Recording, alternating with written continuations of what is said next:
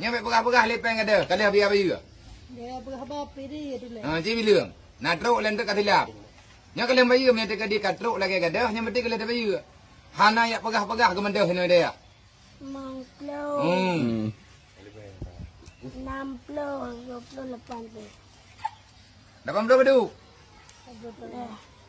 Gadah beduk. Gadah beduk. 18. 80 ada. Kan 85. Ni 80 gadahnya kalian ada bayu kah? Nyo hanali ke mendah. Yang cok aneng abia. Ijok peng aneng abia. Haikah anek long, yang cok pian anek long. Tak bayar dia. Nyo kalau ku bayu orang nyo. Kah kalau ku bayu. Kah beduk ada. 10. Yang mana kah beduk? 28. Tolong mana yang mana? Betul. Kah beduk ada. 20. Kalau ku bayu. Kah. Kah nak ada. Padu ada. Serta ngumpul buah. Oh, hari puasa kali saya bayar dengan orang ya. Kali habis ablo bayar orang ya orang. Yang tu dari pengen lo, yang apa yang ke? Hana. Dua ngadik. Yang betul orang ya. Ya kan? Ya, di ku kumalai dong thano.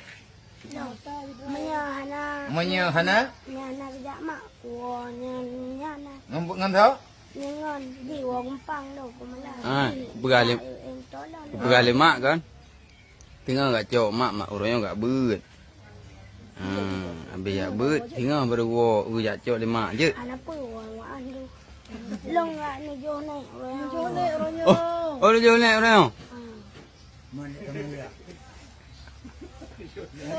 ada ku kempang lah. Apa bakal nak jual ni ke? Ngai ran ajak mak dalam kau raw. Padu raw? Dua raw di dalam Sabtu leo raw, Minggu raw. Senin 5 raw.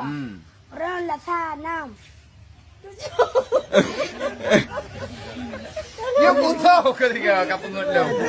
Mana nak jual dalam kabe? Macam meninggal.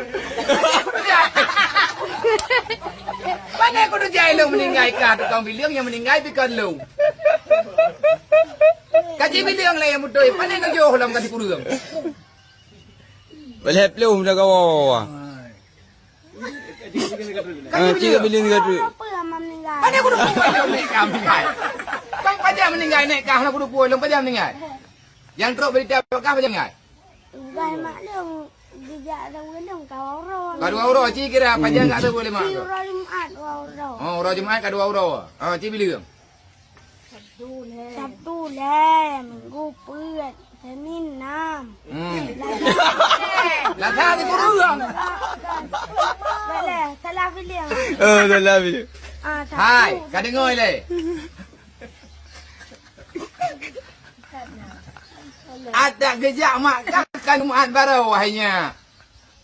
Jumaat yang kau ikut. Gejak mak kan Jumaat baru, Jumaat ikutnya. Nyan ke?